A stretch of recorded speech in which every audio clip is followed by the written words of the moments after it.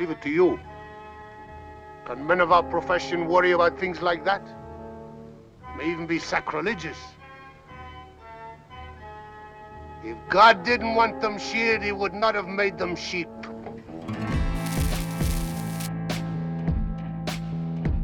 Offbeat Western character actors. I have talked about Western character actors before, and there are many, both in movies and TV. Back in the day, they often played in both. Today I'm looking at some of the most colourful, the ones that often stole the limelight and lit up the room with their presence. You will know most of them, I'm sure. They're all gone now. Let's keep their legacy alive. Let's have fun and celebrate the genre. If you enjoyed this video, take a peek at my channel for more. The link's in the description. Let me know your thoughts in the comments. Don't forget to share with your friends. The more, the merrier.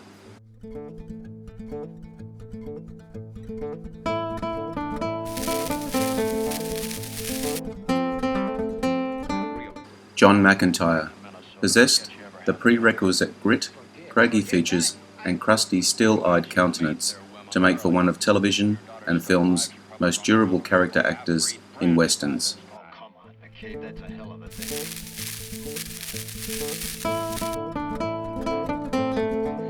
Walter Brennan, arguably the most successful character actor of American sound films, the only actor to win 3 Oscars for the Best Supporting Actor category. What you want to go to California for? See the Pacific Ocean. It's just like the Gulf down at Atlanta Bay.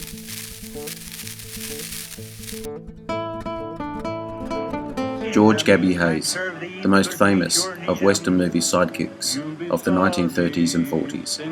In real life, he was the exact opposite of the characters he played on film. He was well-read, well-groomed, serious, and highly philosophical.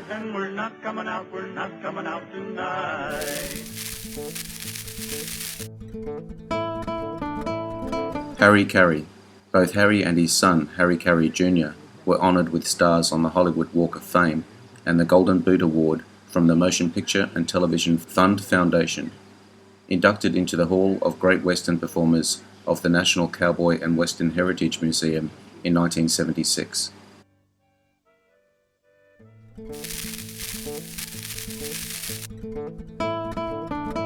Lee Marvin began as a supporting actor of ornery and vicious demeanour, then transitioned into a star of both action and drama movie and TV.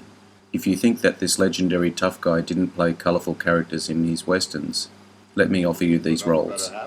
The half-scalped Tully Crow in The Comancheros, 1961, the bully with psychological problems, Liberty Valance in The Man Who Shot Liberty Valance, 1962, the drunk, over-the-hill gunman, Kid Shalene, and his vicious no-nosed brother, Strawn, in Cat Ballou, 1965, the hard two-fisted drinking and hard-fighting Ben Rumson in Paint Your Wagon, 1969, the aging cowboy, Monty Walsh, in Monty Walsh, 1970.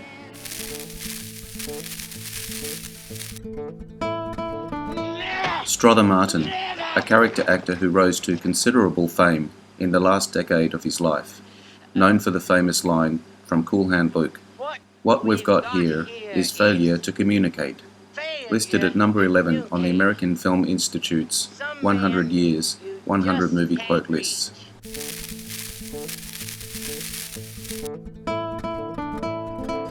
Ken Curtis, usually playing the kind of scruffy, backwoods, uneducated, deep south hillbilly types. While appearing in John Ford westerns, he initially utilized his musical talents before turning to straight acting. In Rio Grande, 1950, he was a guitar-playing, lead-singing tenor with the Regimental Singers. In The Quiet Man, 1952, he played an accordion and sang tenor in the bar.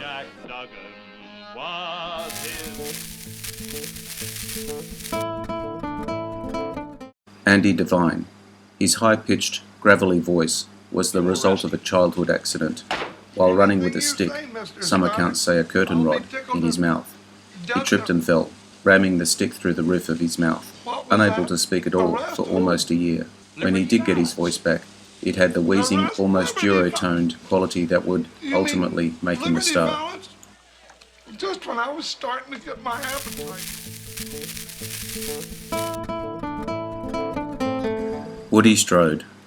Athlete turned actor, Strode was a top decathlete and football star, becoming part of Hollywood lore after meeting director John Ford and becoming a part of the Ford family, appearing in 4 Ford movies. No Western actor character list is complete without him. Also, he is one of the first African Americans who broke the color barrier in professional NFL football.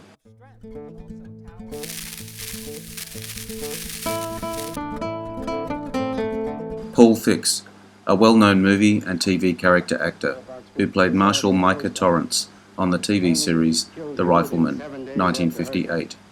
It's said that Fix taught John Wayne, a lifelong friend, his famous and familiar rolling walk.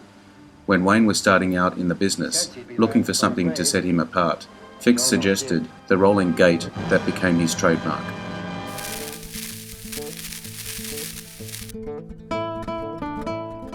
Chill Wills, colourful character actor of westerns, named Chill as an ironic comment on his birth date being the hottest day of 1902. He was nominated for a Best Supporting Actor Oscar for his role in The Alamo, but his blatant campaign to elicit votes cost him the award. One of his ads read, "Win, lose or draw, you're all my cousins, and I love you. Your cousin, Chill Wills."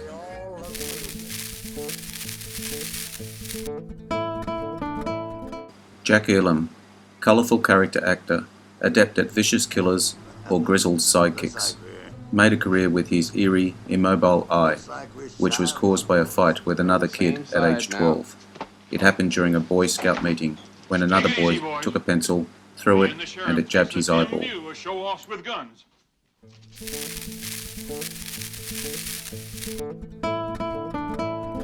J.C. Flippin would probably be characterised these days as one of those craggy, distinctive faces you know but whose name escapes you. While viewing scores of old 1950s and 60s films and television series, playing both sides of the law throughout his career, known for his huge cranium and distinctive bulldog face.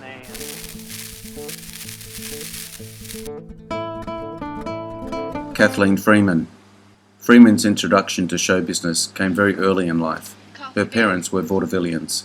She made her debut at age 2 in their act. She was bitten by the acting bug and never looked back. When I'm down, with enough wind to turn them both.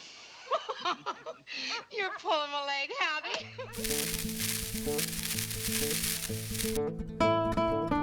Slim Pickens. Pickens spent the early part of his career as a real cowboy, and the latter part playing cowboys. He is best remembered for a single cowboy image, that of bomber pilot Major King Kong, waving his cowboy hat rodeo style as he rides a nuclear bomb onto its target in the great black comedy Dr. Strangelove.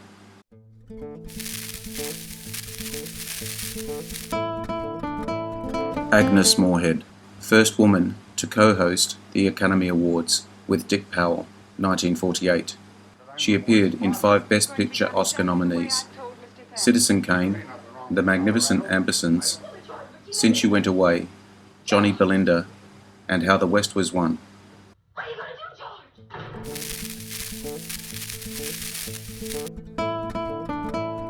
Harry Morgan, a prolific character actor who starred in over 100 films and was also a stage performer, known to a younger generation of fans as Colonel Sherman T. Potter on MASH, 1972, was regarded as one of the busiest actors on television, who had continuing roles in at least 10 series, which combined with his guest appearances amounted to hundreds of episodes. Longtime friend of John Wayne.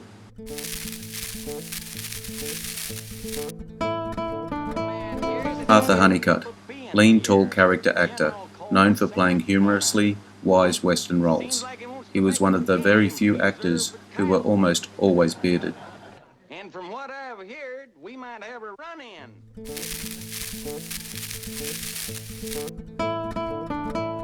Eli Wallock, one of Hollywood's finest character method actors.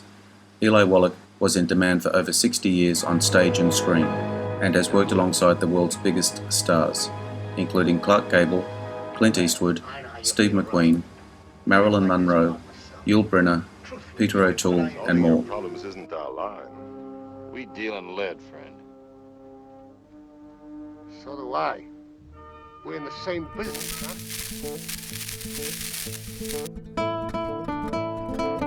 John Carradine claimed near the end of his life to have appeared in more movies than any other actor, surpassing the record set by Donald Crisp.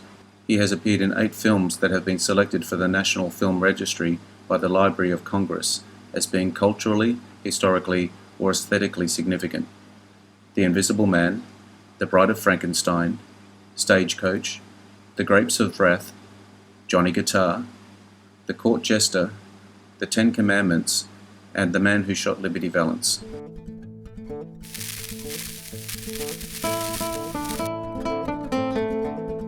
Edgar Buchanan. His friend of many years, Glenn Ford, once told a story of when Edgar was preparing to do some painful dental work on him. The anesthesia consisted of others passing by and allowing the patient, Glenn, to take swallows of whiskey to help ease the pain of the process. About every third drink Glenn took, Edgar took one as well. Was originally a dentist, with his own practice. At age 38, he turned the practice over to his wife and began his acting career.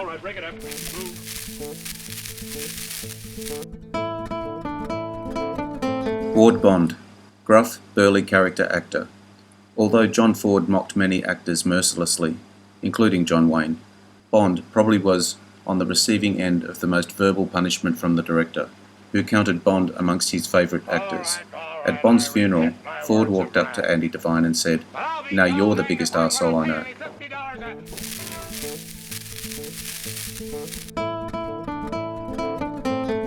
Victor McLaglen, rambunctious British character actor. Contrary to popular belief, he was of Scottish ancestry, not Irish, and later character actor primarily in American films. Victor McLaglen was a vital presence in a number of great motion pictures, especially those of director John Ford.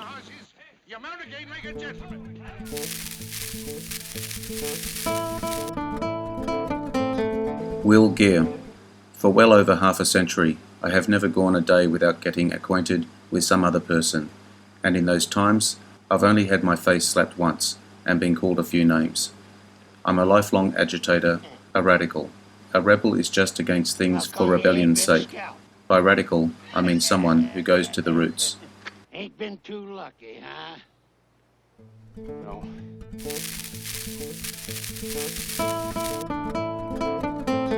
Dan Duer, on how he prepared for the obnoxious characters he often played. At first it was very hard, as I am a very even-tempered guy, but I used my past life experiences to motivate me. The one I used when I had to slap a woman around was easy. I was slapping the overbearing teacher who would fail you in their holier-than-thou class, and enjoyed it. You can't make a picture without a villain. It pays well, and you last.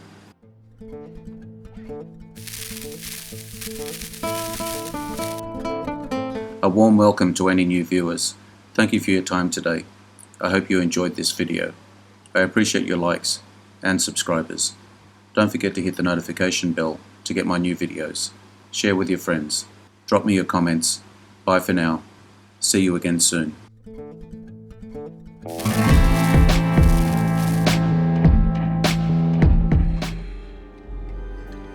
Interesting facts about famous people.